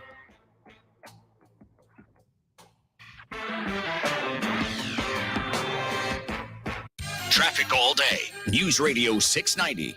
Only one crash to look out for in your El Paso freeways right now. It's westbound and Border Highway at the 54 Patriot. That accident with multiple vehicles blocking two left lanes. Stay to the right. I-10 eastbound between Trans Mountain and the Patriot. It's 5-minute delay. I-10 westbound Airway to the Patriot. That's also a 5-minute delay. And Montana is slow, both east and westbound from Hawkins to the Loop with 7-minute delays. Kerry Edwards, El Paso traffic. As you crunch the numbers trying to get the most out of your dollar, we'll throw in a $1,000 inflation bonus. Much better. Listen every hour from 9 a.m. through 5 p.m. weekdays for your chance to win $1,000. Listen to win $1,000 every hour, weekdays from 9 a.m. through 5 p.m. It's the 1,000 inflation bonus on News Talk 690 a.m. This report is sponsored by The Verdict with Ted Cruz podcast. I'm Ben Ferguson. And I'm Ted Cruz. Listen to our podcast, Verdict with Ted Cruz. We discuss the disaster of Republicans losing the Senate, the critical runoff in Georgia, and Senate leadership elections this week. So download Verdict with Ted Cruz right now wherever you get your podcasts. One day you bring them home. The next day, they're packing up the car and heading to college. Childhood moves fast, so the UNEST app makes it easy to save for your child's future by putting smart investing tools right in the palm of your hand. With UNEST, you can even grow your account with every purchase you make from brands like Disney Plus and DoorDash through the UNEST app. Start investing today. Download the UNEST app from the App Store or Google Play. See terms and conditions at unest.co. That's UNEST.co. New on Curiosity Stream. Squirrels. They're quick, they're quirky, and they go nuts for nuts. From stashing food to fighting snakes, these feisty foragers know how to survive. Don't miss Nuts About Squirrels. And MTV's killing the radio star. Dungeons and Dragons is sweeping the nation. And moms across the country are in a moral uproar. It's parents versus pop culture on a new episode of That Time When. Watch now on Curiosity Stream. Annual plans are $20, just $1.67 a month. Visit curiositystream.com. Hey, listener, welcome to Limu's Karaoke Lounge, where Liberty Mutual customizes your car insurance so you only pay for what you need, and the music never stops. Hit it. There's an emu with a full-time job. His partner's Doug, but Limu's the heartthrob.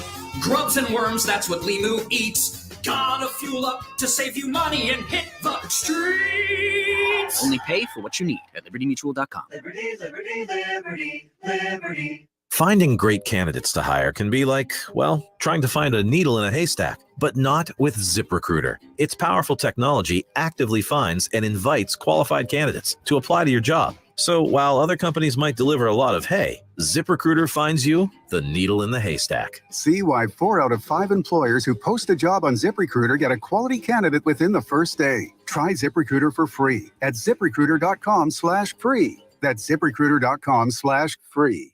News Radio 690 KTSM. Live from the KTSM AM 690 studios, it's Talk El Paso with Andrew J. Polk. To be a part of the show, call 915-544-KTSM or follow on Facebook at facebook.com/Talk El Paso. Now here's your host, Andrew J. Polk. Thank you all so very much for joining us here for Talk El Paso, airing live on News Radio 690 KTSM. I'm your host, Andrew J. Polk. Thank you for tuning in, however you may be doing so, be it on air, online, live streaming through the free and reliable iHeartRadio app, or joining us over on the various social media pages, Facebook, YouTube, Twitter, and Twitch, either under Talk El Paso or Andrew J. Polk, the names you can find us on there. Some interesting comments going on. Those dropping those likes and reacts over on the social media that we do appreciate here, at least a partial list here. Again, it's showing it kind of weird, but definitely you're appreciated in however you may be doing it. Be it Amber Banda, Ida Beza Gardner, Ion Grimm, Marky Mandingo, Richard Janicek, Flaco Jimenez, Robbie Flores, James Holmes, Michael Robert Tipton, and more.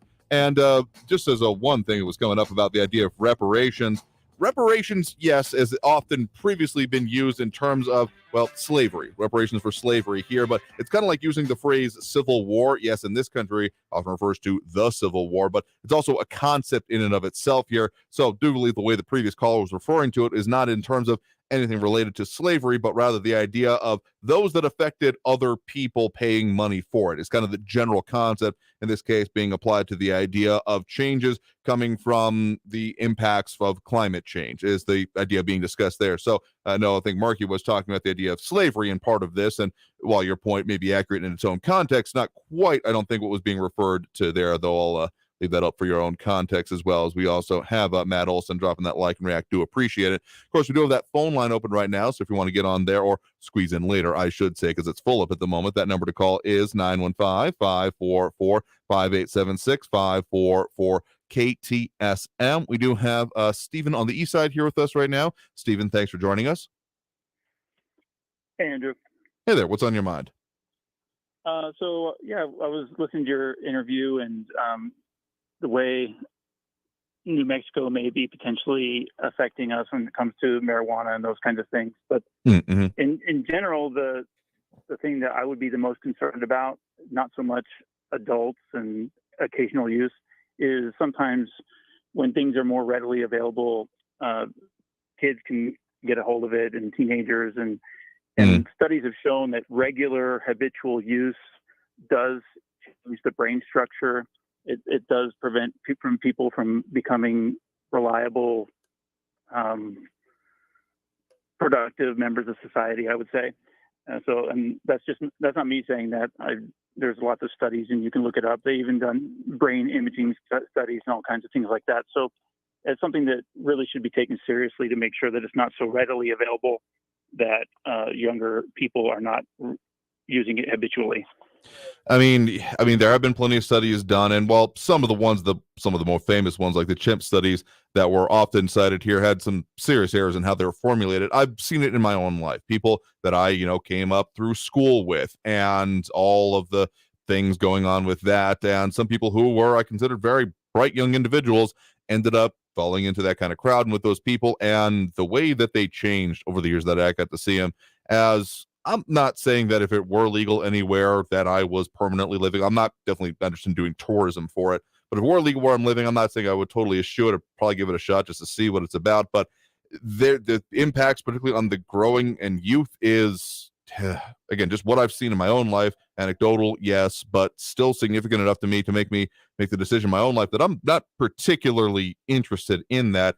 I mean, sure, I'm in a completely different phase of life now, but yeah, the developing brain, there's a reason that we also don't allow, like, cigarettes was 18 and over. That law has changed now. I keep forgetting about that because that was the mark when I was growing up. And alcohol, 21. Now it's all 21 where it is legal in all those places. And that's not just for, well, kids can't handle their booze kind of reasoning.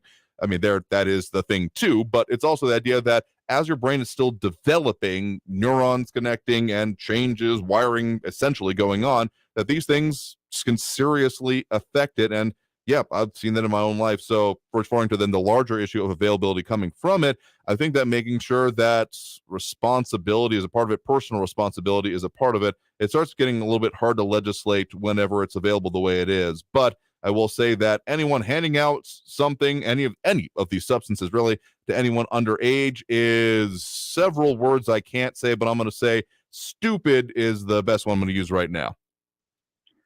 Yeah, and there's newer studies too, not just the brain scans, imaging on humans too. They've done a lot of these studies, behavioral studies too. One of the interesting things about that is it can make you think that you're more creative or think that you're better at something than you really are, but you actually aren't better at it.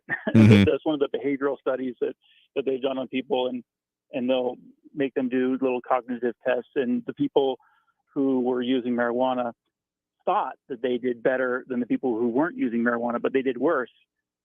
Meanwhile, the people who weren't using it did better on the test, but thought that they did worse. So it's kind of an interesting behavioral concept. And I get it. I grew up, I had personal experience, and I was in high school and college. So, I get it. But it's Sure. just something as a society that we need to be aware of and watch out for. As for the previous caller, Ben, he asked, where is the money going to come from?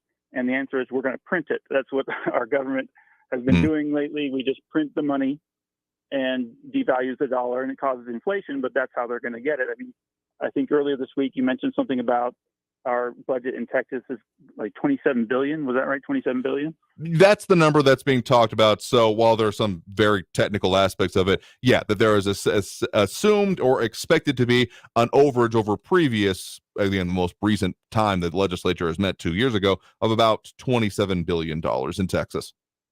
Well, remember, Biden just proposed that we send another $37 billion over to Ukraine on top of the previous $40 billion that we had just sent over there recently. And the $1.7 trillion Inflation Reduction Act, which really had nothing to do with inflation. That was more of a Green New Deal type thing, having to do with the climate change type stuff that the previous caller was referring to. The studies have been done that the reduction of carbon dioxide in the United States that we're going to get out of that huge $1.7 trillion bill will reduce our carbon dioxide less than China will increase their coal carbon dioxide this year alone.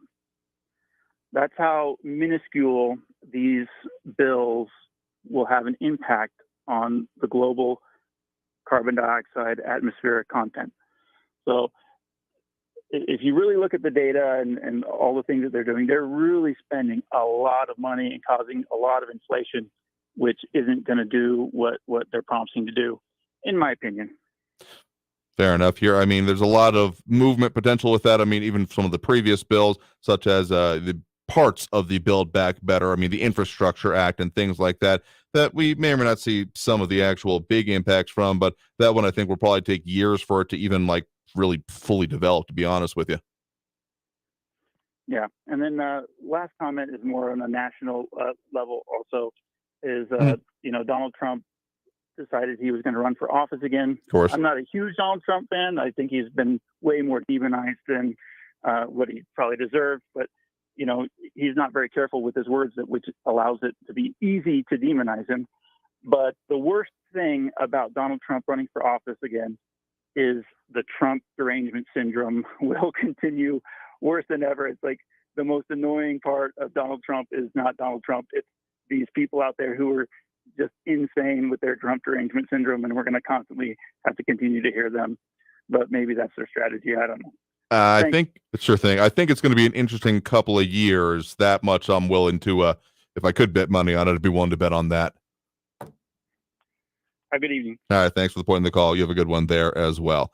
I mean, his announcement coming last night, honestly, I think if there's one thing that I, may not be willing to bet on, but I'm willing to say and speculate on is that not that there's ever been anything easy involving his candidacy or presidency, but he was expecting to stroll through with this one, given some of the at least initial statements coming out from even his former vice president.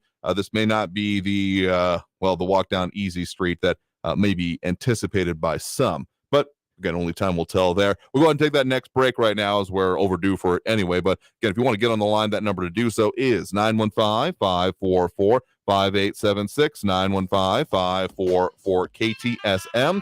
Back after this break with more Talk El Paso here on News Radio 690 KTSM. Stay tuned.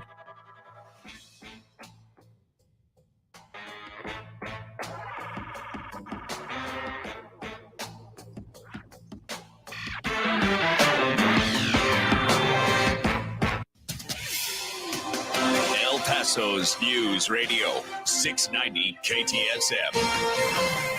Hello, I'm Erica Castillo with this KFOX 14 News Update. Did you feel a tremor beneath you this afternoon? A 5.3 magnitude earthquake was felt in El Paso today. The earthquake happened in Toya, Texas, about 200 miles east of here, according to the U.S. Geological Survey. Multiple people reported feeling the ground shake at about 2:32 p.m., which is when the earthquake started. And a man has been arrested and accused of indecency with a child by contact. Officers arrested 66-year-old Mark Rotz on Monday. He's the husband of a child daycare employee at Tessie's Home Daycare, located at the 3400 block of Freeport. Detectives with the police department's Crimes Against Children unit investigated after an outcry was made by a child. Police say between March of 2020 through October 2022, Rotz frequented at Tessie's Home Daycare while his wife worked there. The investigation, police say, led to the discovery of a second victim. Both girls were under the age of 10. I'm Erica Castillo with this KFOX 14 News Update. News Radio 690.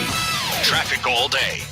Westbound on the border highway at the 54 Patriot, an earlier crash is involving multiple vehicles been moved off to the right shoulder, minor delays. Memorial Highway northbound at Edgemere, that crash been moved off to the right. I-10 westbound between Airway and the 54 Patriot's an 8-minute delay. And it's slow on the spur eastbound on Liberty Expressway from Gateway to the Loop. It's a 9-minute delay. Carrie Edwards, El Paso traffic. From the KFOX 14 Severe Weather Center, this is Chief Meteorologist Sandra Diaz. Our cold front came through just as expected, and now another blast of cooler air has moved in, and El Paso has a much better chance of seeing their first freeze of the season as a result overnight tonight. So a cold start to your day tomorrow. Temperatures gradually warm before yet another cool front arrives this weekend. Log on to kfoxtv.com for your latest forecast. This report is sponsored by Staples Stores. Staples is a one-stop destination for shipping supplies like boxes, mailers, and packing filler to services like UPS shipping. And right now, get 25% off UPS Express shipping services at Staples. Offer valid in U.S. Staples stores through 12/31. Staples, the best-kept secret in shipping.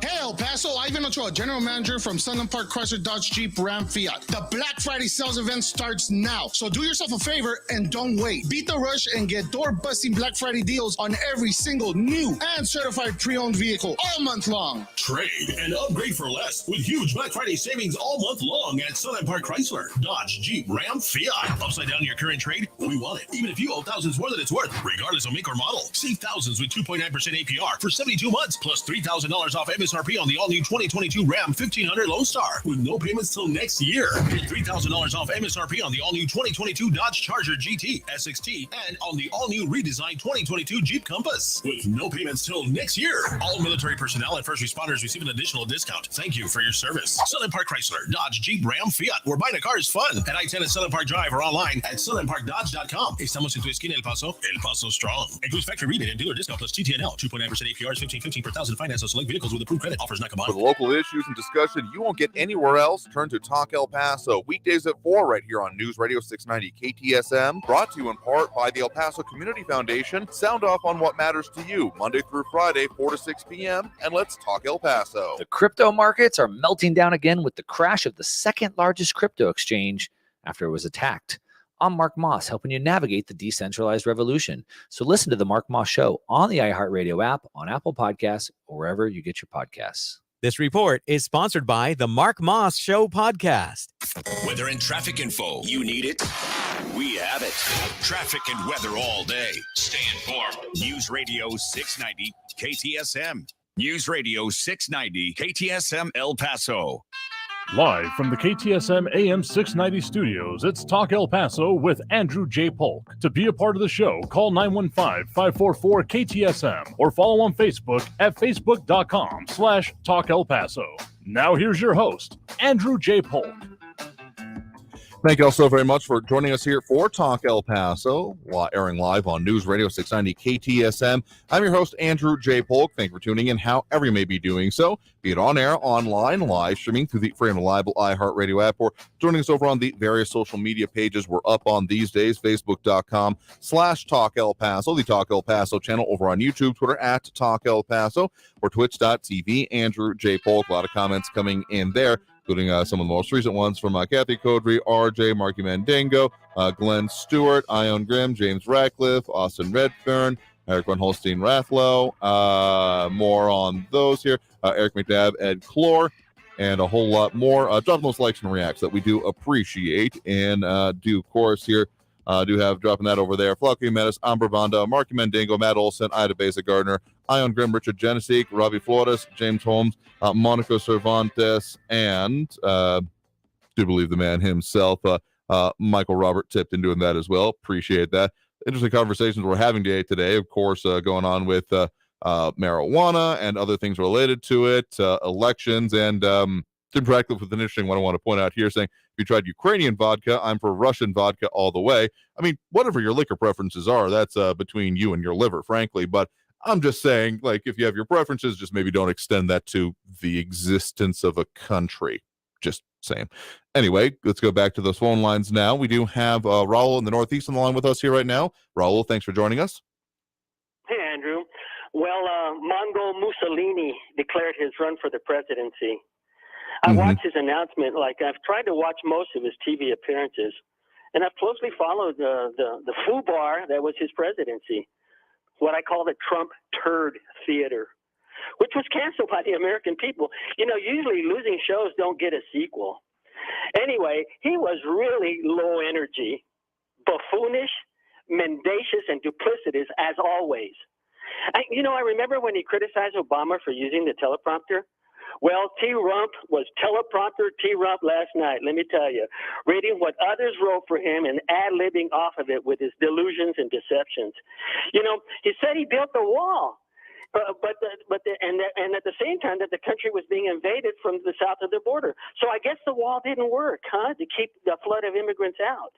And again, he never rounded up and deported the 11 million illegal workers in this country like he said he would. If it was such a big problem, he didn't do it. He had 4 years to do it. He didn't do it, okay?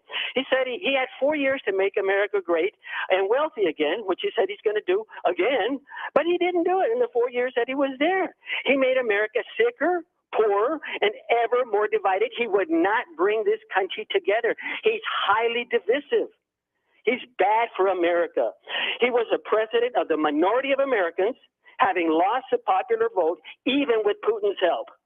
But he governed like a tyrant, as if he had a mandate to undo everything Obama had done. He did not have a mandate. You know, he was a president, and who would want a loser like Trump back there again? He lost his party, the House, the Senate, and got himself impeached 2 times, and then he's one of the few incumbents that didn't win re-election. He's a loser. He reeks of loser and of Putin. I would then wonder if you're so unenthused by his campaign here. I think it's so little time for it while you're going to be talking about it so much, and I'm just going to say this one now here. I doubt this will be the only time we hear about it since its announcement that you'll talk about it, but I will say this on this now pending election. I mean, as much as the election cycle never ends these days, it's definitely a stark example of it to have one end or still kind of be dragging on in terms of, we've got those runoffs coming locally, but to go straight into the next one 2 years from now and have that, I mean, it's going to be dominating its own news cycles in between now and then. I will say this, that again, if anyone, Trump supporter or not, or in the campaign or not, was expecting this to be a stroll down easy street to resecure it, I'm not quite sure that that's going to work out this way. Again, crystal ball cloudy as ever. I have no clear vision of how this is going to work out. And if anyone does, please tell me those lotto numbers. But I got to say that one of the biggest things I think contributing to the success about the first campaign of Donald Trump was that no one had ever really done that way before, gone about it that way of basically completely eschewing those traditional kind of methods of, going to the state fairs, eating the fried stick of butter, kissing the babies, and courting the traditional methods of getting those power here. I mean, heck, I remember not exactly remember, have read up and been fascinated by how Michael Dukakis managed to lose his bid by kind of riding goofily in a tank one time. I mean, that used to be the standard, and the fact that Donald Trump was able to basically kind of give show his favorite finger, let's say, to that whole idea of the process and essentially come with his own base. Whether or not that base remains intact, that's a difficult question to answer, and one that I'm not qualified to do so, because that would take serious resources to do it. And whether or not there will be the same kind of, he's bringing new people on board, therefore we need to go with him, that happened with a large part of the Republican establishment in those timeframes. Another question that I don't quite have a good pulse on, But I think that surprise and the shock and awe of that previous campaign may not quite work out the same way this time around. So we'll see, I guess, is the best way I can put it right now, because sure, it's very much going to be a factor of the next 2 years, 2.5 years, give or take, probably longer than that, let's be honest. But whether or not it'll actually work, given how even some statements of his former political rivals or others, those that were in his administration on its own, I mean, Mike Pence notably saying that he thinks there will be more choices this time around, are portentous, and we'll see what they actually bear out to be here. So, I guess stay tuned. Best way I can say it there. So I do appreciate the point in the call on those points here as much as we do it. But let's get to at least one more call before we get to the closer to the end of the hour here. We do have Eric on the east side here with us right now. Eric, thanks for joining us. Hello there. Yeah, I wanted to address two of the things I guess two of your callers said.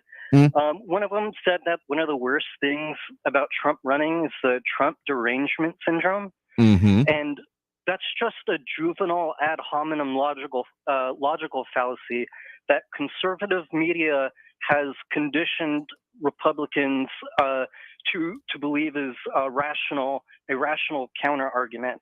It's conservative talk radio hosts. They condition conservatives to reason irrationally in this way. Like every single criticism Trump supporters here, they just write off as Trump derangement syndrome, you know. And another one of your callers got upset about being referred to as a traitor. You know, when today's Republican Party, you know, it's been proved that Trump tried to overturn the election in the Georgia federal court case and the legitimate January 6th investigation, which your right-wing media told you is illegitimate. It's the worst thing about Trump running is that he tried to destroy American democracy and the American Constitution, and right-wing media and Republicans like Kevin McCarthy are covering it up. It's going to cause a constitutional crisis, right-wing terrorism all across the country. Once he gets prosecuted for these crimes that right-wing media has been saying have been all lies, when the DOJ investigation and the Georgia federal court case, you know, they're all very far along down the road in proving things concretely with sworn testimonies and evidence. In right-wing media, they're doing the exact same thing that led up to January 6th, promoting a bunch of election fraud lies and lies about the DOJ and the FBI and the January 6th investigation. So when he gets held accountable, conservatives are going to go crazy and think they're being persecuted when they're not. Let me just say this. I make no claim to anything any other show, even on our air or other airwaves, as you're talking about here. You love referencing Alex Jones, which would defy you to point to something I've said that is in any real agreement with Alex Jones there. Yes, there are some on the comments that like him. That's your prerogative, not my bag of chips, so to speak there. But if we're going to be saying that it's proven when literally these court cases are pending, going through, sure, there's an outcome from them. We can call those definitive outcomes. But if you're saying that, well, they've been proven already, so almost saying like, well, we don't even have these court cases, that's super not how criminal justice works. And I got to say, particularly if you're talking about the January 6th investigation and the committee from it, given that we are seeing this change in the control of the House there, I think that's probably the biggest outcome we're going to be seeing from those committees themselves, not referring to what will be happening with any potential actual investigations, legal investigations, that is, that these are primarily going to go away, is my expectations when it comes to this change in the House of Representatives. But even beyond that, and taking a wider view, if you're just saying that everyone, and it's I almost died from the irony as you said it there, that this is a juvenile ad hominem attack. If you're saying that everyone that is conservative or considers themselves so is bad, evil, and just wrong-headed in everything we do, you're really coming down to the idea that there can't be any moral reason why someone would disagree with you. I don't know how to describe that besides juvenile. I gotta be honest with you. Well, you keep saying that you don't repeat things that Alex Jones does, but you do honor and respect Rush Limbaugh, who has the exact journalistic integrity as Alex Jones. So for you to be hung up on that point, like, oh, I get my information from credible sources, it's just absurd. I don't think you're hearing me doing much quoting of Rush Limbaugh lately, given that he's not putting out new works, so to speak, here. And I gotta say, I don't think that Rush Limbaugh and Alex Jones would have had a great time being in a room together. I gotta totally say, but if you're trying to connect the two, what I have said when it comes to Rush Limbaugh is that the entire enterprise of talk radio as it exists today probably wouldn't exist if it weren't for, there are many efforts that went into that. Paul Harvey comes to mind as well, and many continuing on traditions, but the ability to talk about this, have this platform, there is credit to be given to Rush Limbaugh. So if you're taking that as therefore signing on to everything he said, I think that you need to look at some of those, logical fallacies that you do love quoting in terms of that argument, because it doesn't bear out. We are not saying that we like one thing about a person, therefore we like everything about a person. We are saying that there may be some reasonable points. The point I think we keep missing here is that talking about the issues, talking about the individual ones, rarely ever conforms to anyone's or any party platforms anyway worldview, and saying that, well, it totally does, and if it doesn't, therefore something else is wrong. Yeah, that ain't it either, my dude. I gotta say here. So if you're wanting to talk about the issues, more than welcome to, but if you're here to just lambaste those that disagree with you and not actually bring up like the points about it, like, yes, I saw the comments you were making about marijuana, and I'm sure you're not suggesting that therefore teens and underage people should have access to it when calling the research about what's been going into the effects of underage people when it comes to marijuana wrong. But, well, let's just say if you actually want to debate those issues with these calls here, be more than happy to actually talk about the issues as opposed to this talking over the heads of everyone else here. Tell you what, we got to take that next break now. Do appreciate the point in the call for what it's worth anyway. You got to take that break. Tell you what we got coming up for the on the show and a whole lot more. So stay tuned. More Talk El Paso after this quick break here on News Radio 690 KTSM. Stay tuned.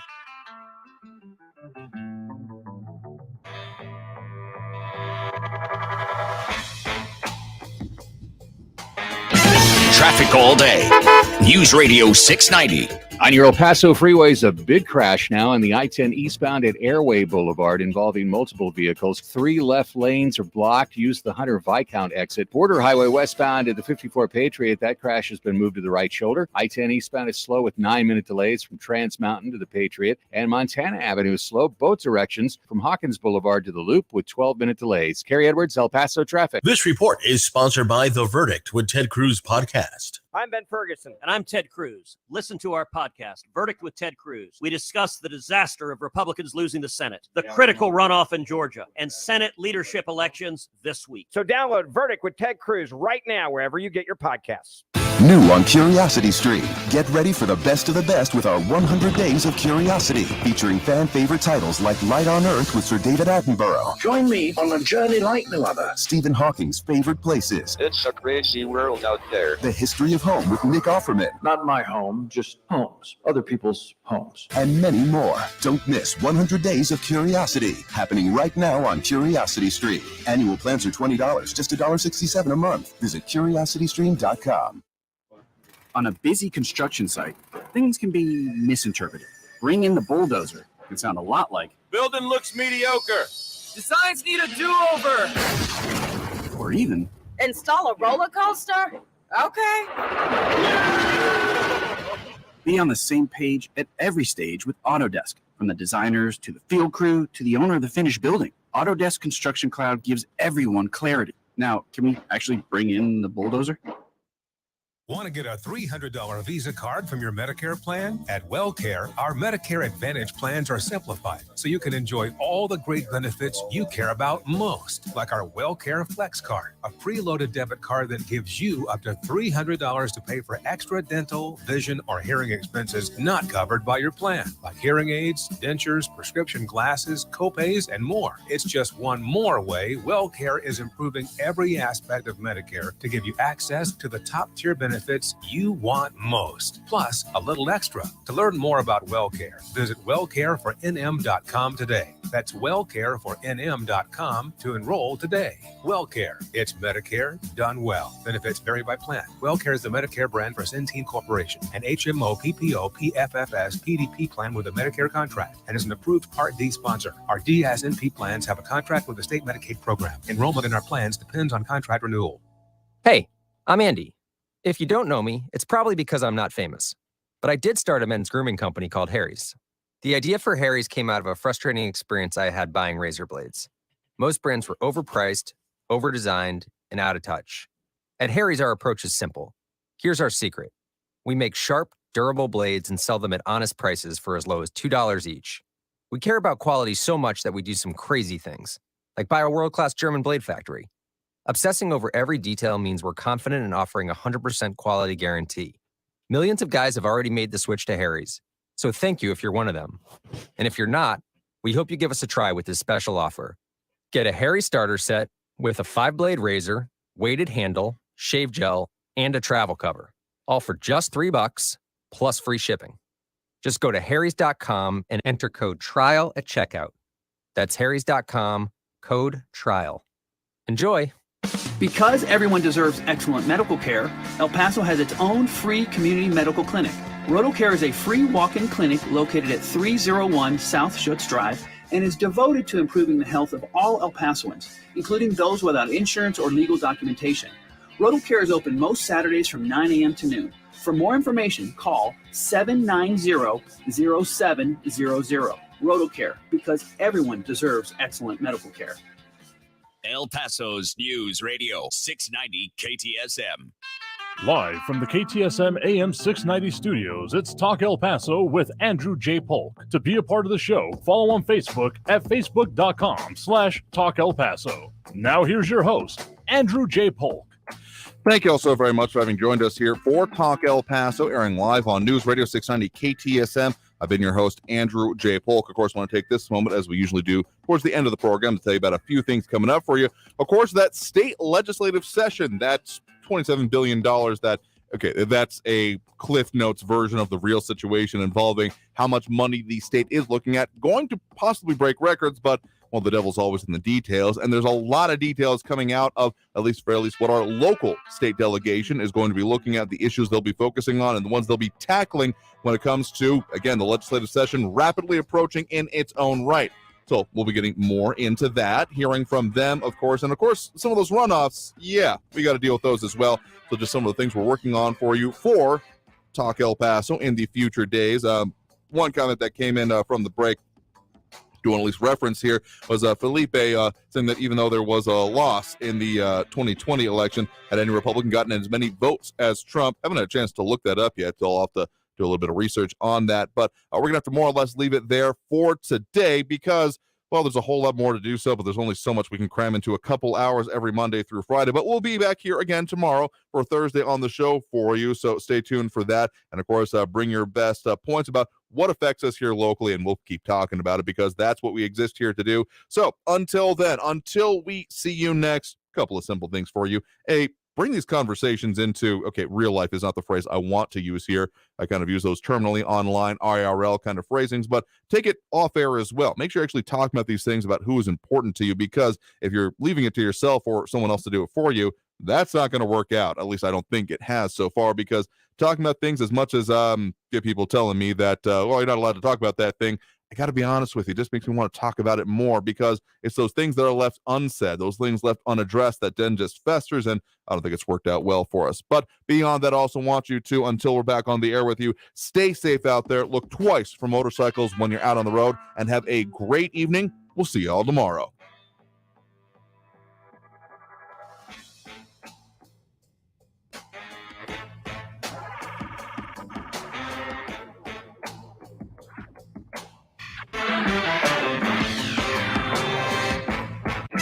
Traffic all day.